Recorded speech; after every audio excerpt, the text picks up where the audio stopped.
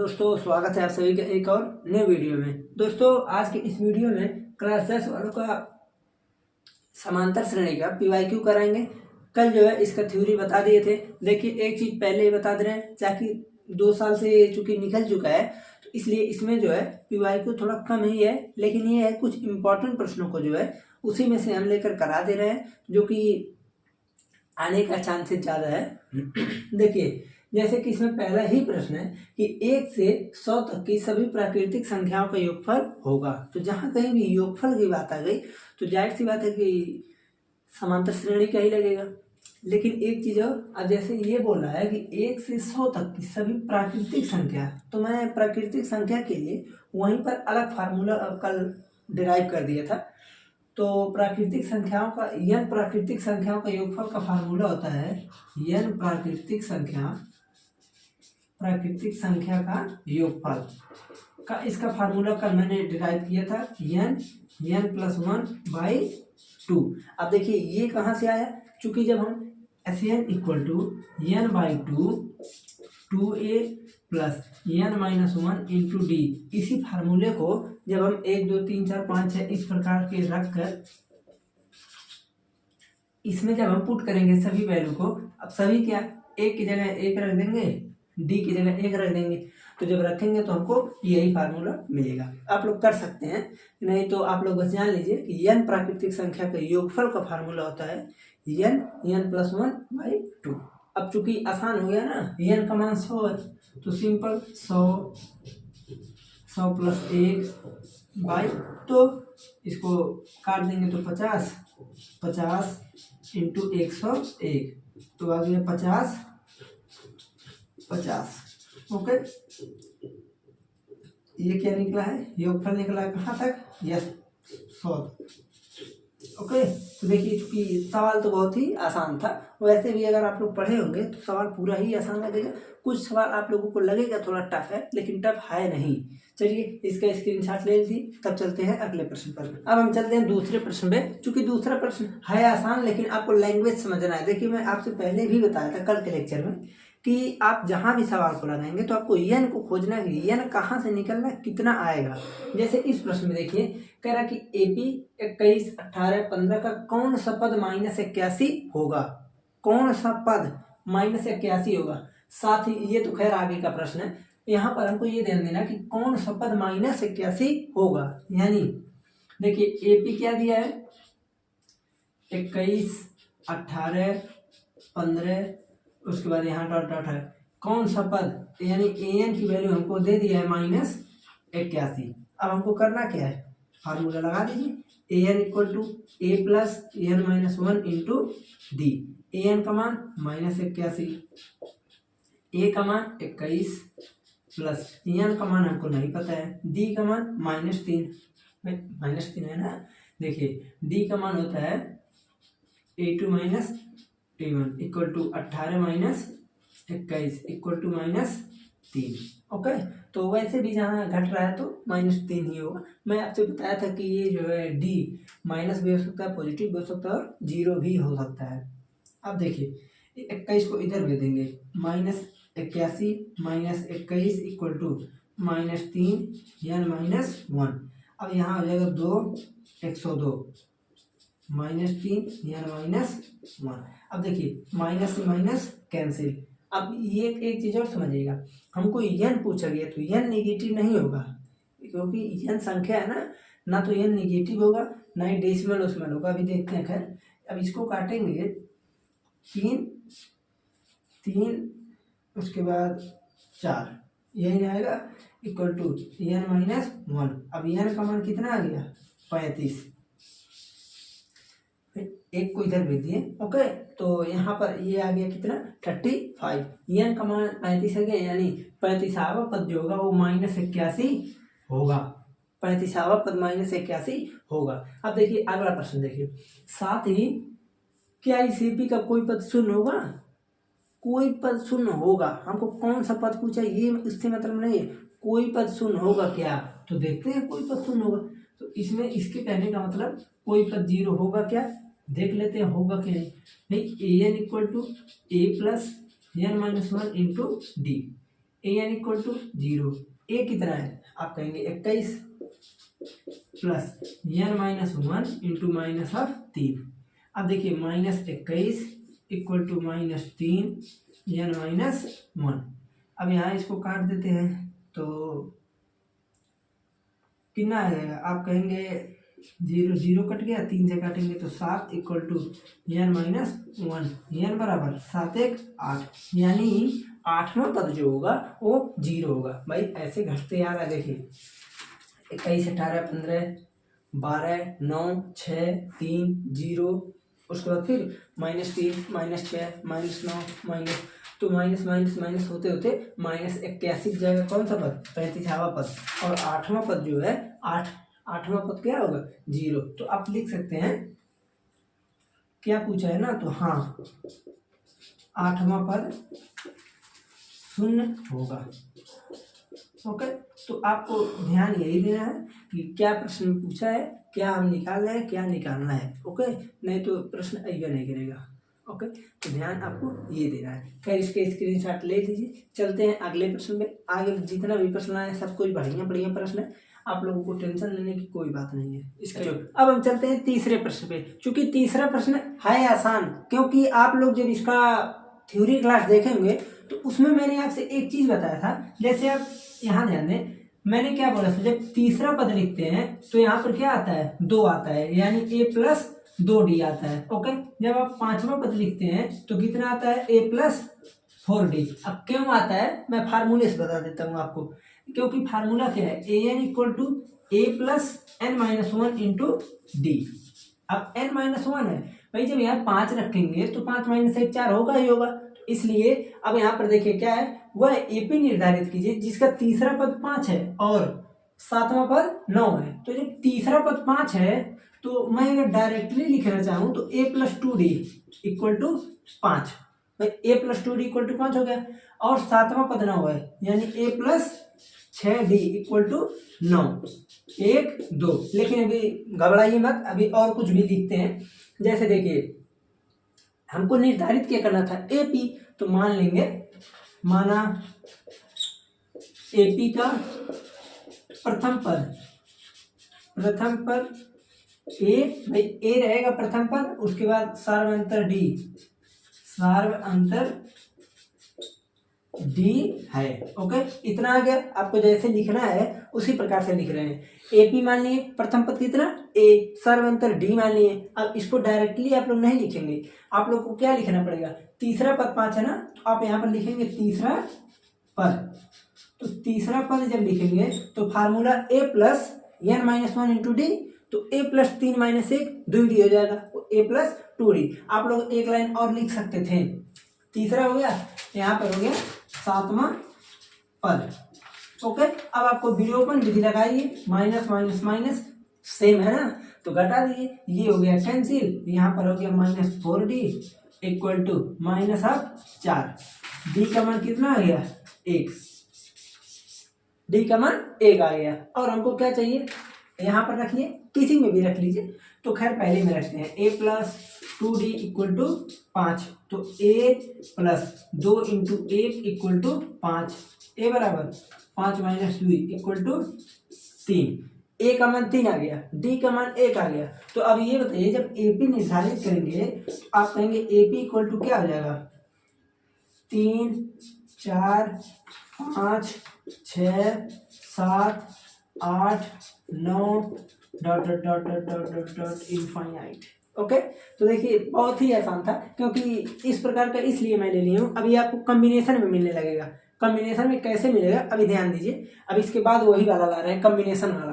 तो खैर इसका स्क्रीनशॉट ले लीजिए, चलते हैं फिर मिलते हैं कल अगले क्वेश्चन के साथ। ले लीजिए। अब जो है प्रश्न में अब थोड़ा सा आएगा, आप लोगों को कॉम्प्लिकेटेड दिखेगा, क्योंकि अब जो है प्रश्न में ना तो ए दिया रहेगा ना तो डी दिया रहेगा। देखिए प्रश्न जैसे 3 अंकों वाली कितनी संख्याएं 7 से विभाज्य हैं। हमको 3 अंकों वाली देखना है, कितनी संख्याएं देखना है। तो देखिए एक चीज आप लोग पहले जानिए, थोड़ा सा आप लोगों को दिमाग लगाना पड़ेगा। उतना दिमाग तो लगभग सभी लोग लगा ही लेंगे, क्योंकि भाई 3 अंकों की संख्या कहाँ से शुरू होती है, 100 से। कहाँ तक जाती है, 999 से। तो अगर हमको 7 से विभाज्य देखना है कौन सी संख्या है शुरुआत में और अंत में, तो मान लीजिए आपको कुछ नहीं पता है तो सिंपली आप क्या कीजिए, 100 में जो है 7 से भाग दे दीजिए। 1 7 3 0 4 28 2, यही ना बचा।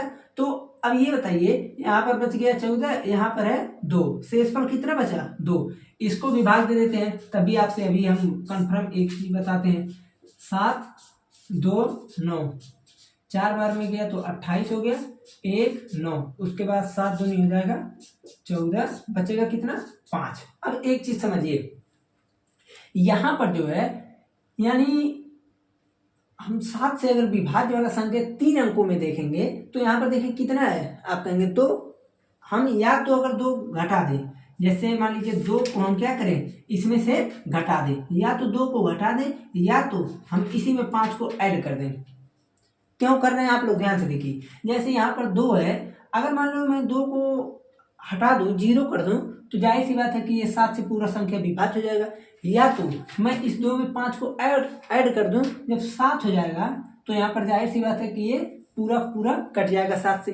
तो यानी हम यहाँ क्या करेंगे, 2 घटाएंगे नहीं, क्यों घटाएंगे तो 2 अंक वाली हो जाएगी, 98 हो जाएगी ना। तो जब 5 को ऐड कर देंगे तो हो जाएगा 105। अब देखिए, अब 105 में 7 को ऐड करेंगे तो 112, अब 112 में करेंगे तो 119। अब जाएगा कहाँ तक, ये भी तो देखना है ना। तो अब जाएगा कहाँ तक, देखते हैं क्या करेंगे। बहुत ही आसान काम, देखिए 7 यहाँ कितना बच रहा है 5। भाई अगर मान लीजिए मैं 2 को ऐड कर दूं, मान लीजिए मैं कहूँ कि 2 यहाँ पर हम ऐड करते हैं, जैसे ही 2 ऐड करेंगे 1001 बन जाएगा, 999 है ना, तो 1001 बन जाएगा, 4 अंकों में चली जाएगी। हमको वो सब नहीं चाहिए, तो हमको करना क्या है, सिंपली 5 को घटा देना है इसमें से। तो 995 में से 5 को 999 में से 5 को घटाएंगे तो 994 बचेगा ना। अब तो बहुत ही आसान हो गया, अब तो सभी लोग कर ही ले जाएंगे। अब हमको क्या चाहिए, n चाहिए ना। तो आप लिखेंगे क्या, जैसे मान लीजिए A N term equal to A plus N minus 1 into D, ये फार्मूला होता है। ओके, ए एन लास्ट वाला टर्म कितना है, आप कहेंगे 994, तो रख दीजिए 994। हमको वही टर्म अगर मिल जाए, कौन सा नंबर का टर्म है, तो हम जाहिर सी बात है कि एन जब पता चल जाएगा उसी से। अगर मान लीजिए कोई आपको श्रेणी दिया गया है, समांतर श्रेणी, गुणोत्तर श्रेणी, कोई भी श्रेणी हो, तो अगर आपकी समांतर श्रेणी है तो अगर हमको लास्ट वाला टर्म दिख रहा है कि हाँ ये टर्म जो है 20वां टर्म है, इतना है, तो जब 20वां टर्म है यानी n की वैल्यू हमको पता है, तो जब n की वैल्यू हमको पता है तो सब कुछ निकाल लेंगे। लेकिन अगर हमको नहीं पता है तो सबसे पहले हम वही फाइंड करेंगे।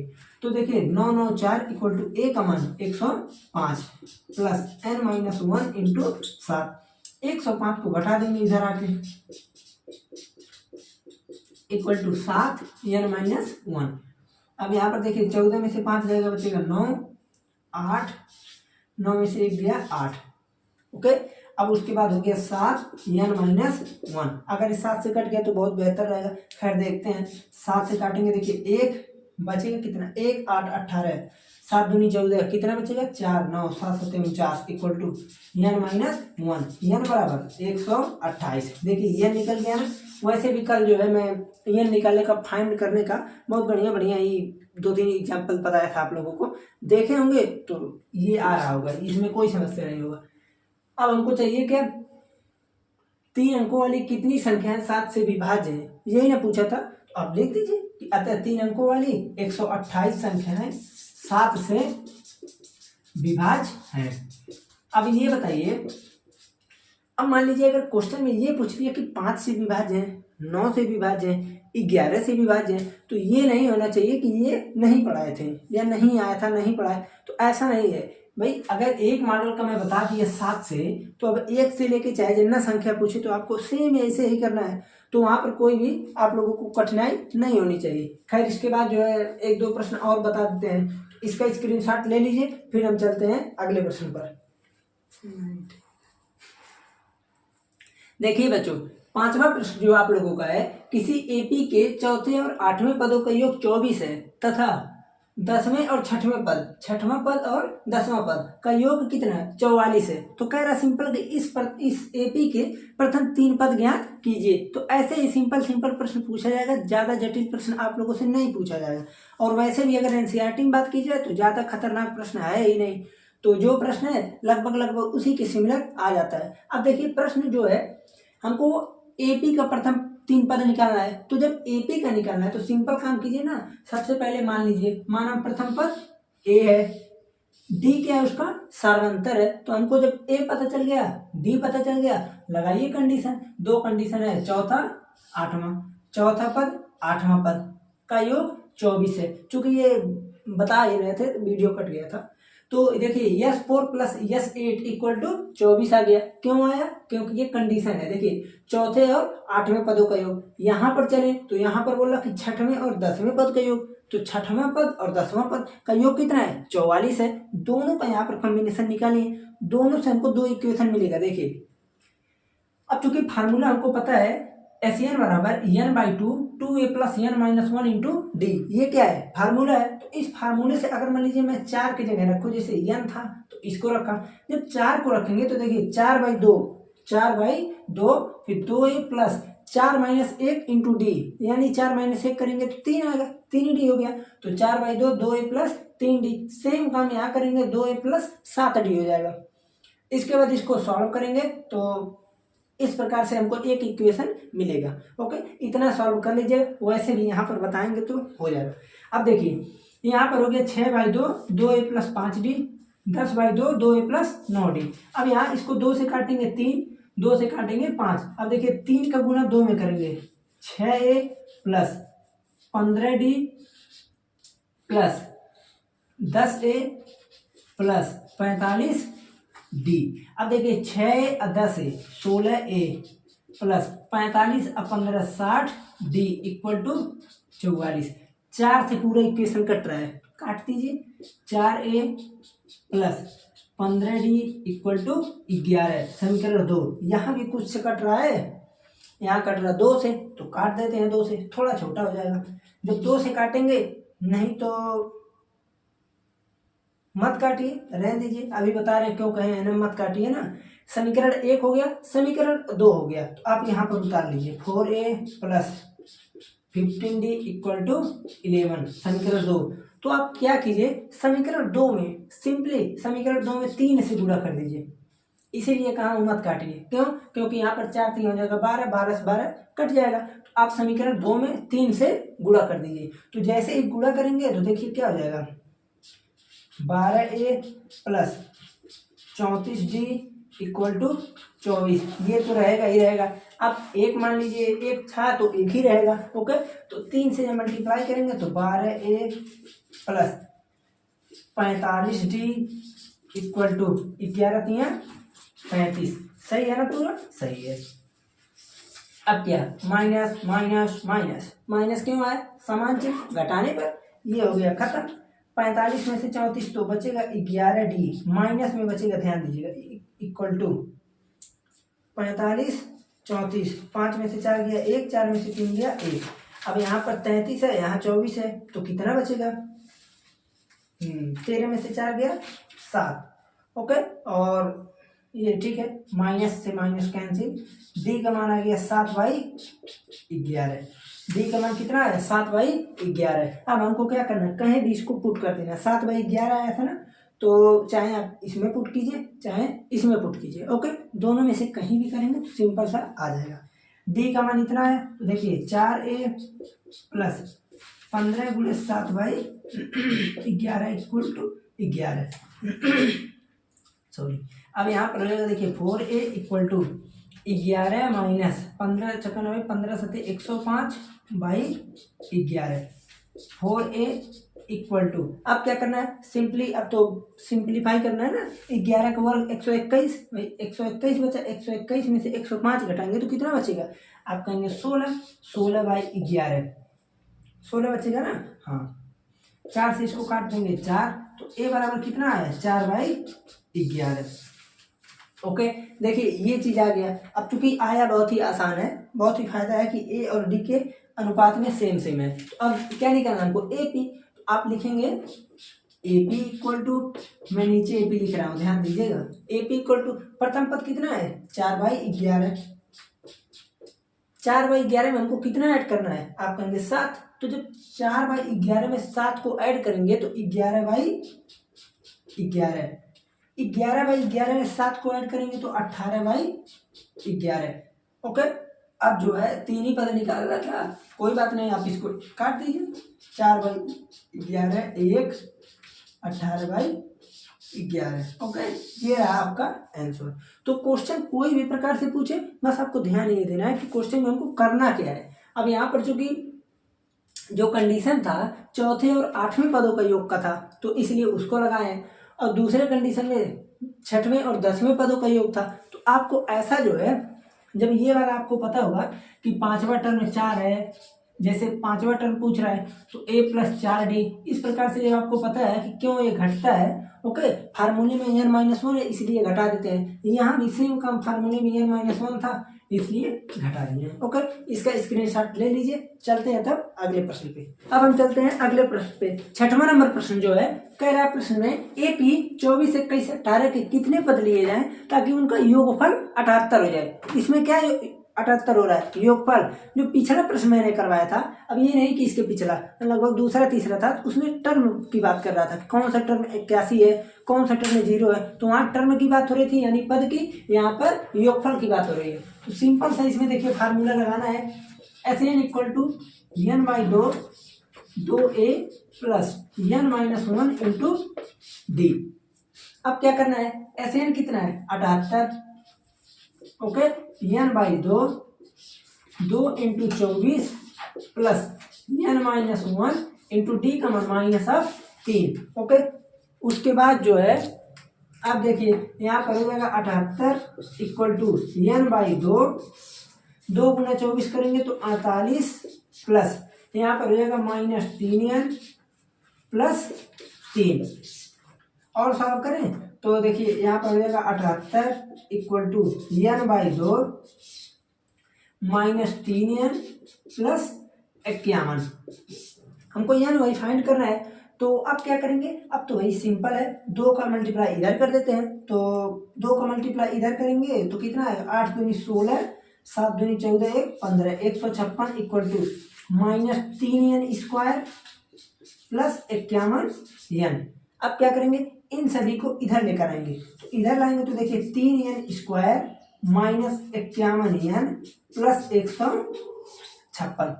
अब 156 है यहाँ पर ना, तो अब हम देखते हैं कि किससे इसका फैक्टर बनता है। तो फैक्टर तो भाई बहुत ही आसान होता है। पहले तो ये देखिए 3 से कट रहा है, क्या 3 से काटें अगर तो n² - 17 × 51n + 3 × 5 = 15, 3 दूनी 6 52। ओके, 52 आ रहा है। अब तो लगभग हो ही जाना चाहिए, 13 चौका 52 होता है ना, 13 चौका 52। तो अब इसका फैक्टर करेंगे, n² - 17n + 52 फैक्टर करेंगे तो फैक्टर तो आसान है, n² - 13n - 4n + 52। ओके, अब क्या करेंगे, n को कॉमन लेंगे, n को कॉमन लेंगे तो बचेगा n - 13 - 4 n - 13 n - 4। इसको लगा देते हैं। अब देखिए इसमें इंक डालना पड़ेगा, अब फिर डाल देते हैं। यहाँ पर हो जाएगा, देखिए n का वैल्यू कितना आएगा 13, यहाँ पर n का वैल्यू 4 आएगा। ओके, 2 वैल्यू आ गया, n का 13 भी वैल्यू आ गया और n का 4 भी आ गया। अगर आप 4 लेते हैं, अब क्यों ऐसा कहा है भाई, क्यों ऐसा हो गया कि 4 पे भी सही है 13 पे भी सही है, इसलिए सही है क्योंकि जब 4 टर्म लेंगे, सिर्फ 4 टर्म, तो 24, 21, 18, 15 आ जाएगा, आएगा ना। और जब हम 13 टर्म ले लेंगे तो कुछ उसमें निगेटिव वाला भी आएगा, और निगेटिव के कुछ पॉजिटिव को खत्म कर देगा, मिला जुला कर यही बचेगा। इसीलिए आपका इसमें 2 आंसर आया है। ओके, तो आप दोनों आंसर को आंसर मानेंगे, इसलिए आंसर हो गया 4 और 13, यानी 4 टर्म पे भी होगा 13 टर्म पे भी होगा। कैसे होगा थोड़ा सा समझा देते हैं। जैसे 24, 21, 18, एक टर्म लेंगे 15, अब चारों को जोड़ेंगे तो लगभग 78 हो जाएगा।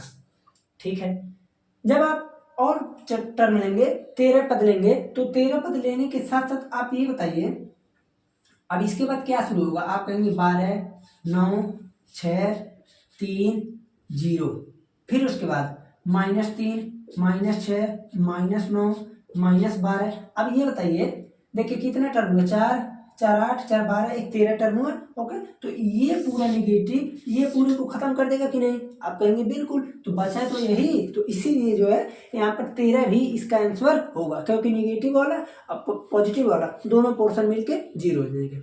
ओके, तो इसका भी स्क्रीनशॉट ले लीजिए। एक प्रश्न, दो प्रश्न और करा देते हैं। अब चलते हैं हम 7वें नंबर प्रश्न पे। 7वां नंबर प्रश्न चूंकि आसान है, इसीलिए इसमें जो है, क्योंकि हमने सोचा कि इसे बता देना चाहिए, क्योंकि पद वाला तो आप लोगों को बता दिए हैं एक प्रकार का, केवल एक प्रकार का और बचा है। देखिए इससे रिलेटेड अब एक दो चीज मैं आपको हिंट दे देना चाहता हूँ, क्योंकि 2-3 प्रश्न और बन सकते हैं। जैसे देखिए प्रश्न बोल दिया कि 1 से लेकर 100 तक के बीच की सभी सम संख्याओं का योगफल। तो आप उसमें क्या करेंगे, 2, 4, 6, 8, 10, 12 लिख के पहले n निकालेंगे, उसके बाद फाइंड कर लेंगे। और क्वेश्चन बन सकता है कि 1 से लेकर 50 तक के बीच की विषम संख्या, ठीक है। और क्वेश्चन बन सकता है, सिंपली आप लोगों को जो भी क्वेश्चन बनेगा इसी प्रकार से बनेगा, कह देगा कि 1 से लेकर 100 तक के बीच की 3 से विभाज्य संख्याएं की योगफल बताइए, 7 से विभाज्य संख्या का योगफल बताइए। तो आपको ध्यान वो नहीं देना कि क्या पूछ रहा है, यहाँ पर 3 रहे चाहे 7 रहे, हमको क्या देखना है, टर्म देखना, कितना टर्म है, कितना पद है, उसके बाद तो सब हो ही जाएगा। खैर इसको बता देते हैं। 8 के प्रथम 15 गुणजों, तो 8 के प्रथम 15 गुणज, भाई पहला 8 हो जाएगा, दूसरा 16 हो जाएगा, तीसरा 24 हो जाएगा। हमको पूरा नहीं लिखना है, डायरेक्ट हम लगाएंगे फार्मूला। तो फार्मूला हो जाएगा यस 15 इक्वल टू 15/2, एन का मान 15 है ना, 15 ही पूछा तो 15, 2 × 8 प्लस 15 - 1, डी का मान है 8। 15/2 इसको लिख देते हैं, क्या होगा बटे में करके, 15/2 16 प्लस 15 में से 1 गया 14, 14 × 8। ओके, अब यहाँ पर 15/2 यहाँ पर हो जाएगा 16 प्लस 8 × 32, उसके बाद 11, 112। अब 112 16 आ जाएगा 15 गुना कितना आएगा, आप कहेंगे 128/2, 2 से काट देते हैं, 6, 4, 64, तो 15 गुना 64 इक्वल टू, थोड़ा डीम दिख रहा है लेकिन आप लोग कवर कर लीजिएगा। 15 जो का होता है 60, 0 कैरी आया 6, 15 छक्का 90, 6 96, 960 इसका क्या आ गया आंसर। तो आप लोगों को सिंपली ये देखना है कि 8 के प्रथम चाहे 15 गुणजों का कहे चाहे 20 गुणजों का कहे, यन देख लेना है, और योगफल पूछा है तो योगफल का फार्मूला लगा देना है। ओके, तो अब जो है आप लोगों का यहीं पर करते हैं हम इसको बंद। अब कल मिलेंगे आप लोगों को इसके अगले चैप्टर जो भी है, अगला चैप्टर तो बहुत ही खतरनाक है भाई आप लोगों के लिए। भाई बच्चे लोग त्रिभुज से वैसे ही डरते हैं, तो खैर त्रिभुज का कल बताएंगे, टेंशन नहीं लेने का। और उसमें अगर कोई भी प्रॉब्लम हो रहा है कहीं पर भी तो कमेंट में ज़रूर बताइएगा। वैसे भी इतना अगर देख लेते हैं PYQ और 160 वाला, तो हमें नहीं लगता है कोई प्रॉब्लम होगी। और अगर मान लीजिए कोई प्रश्न, कोई कहीं भी समस्या आ रही तो कमेंट में बता सकते हैं।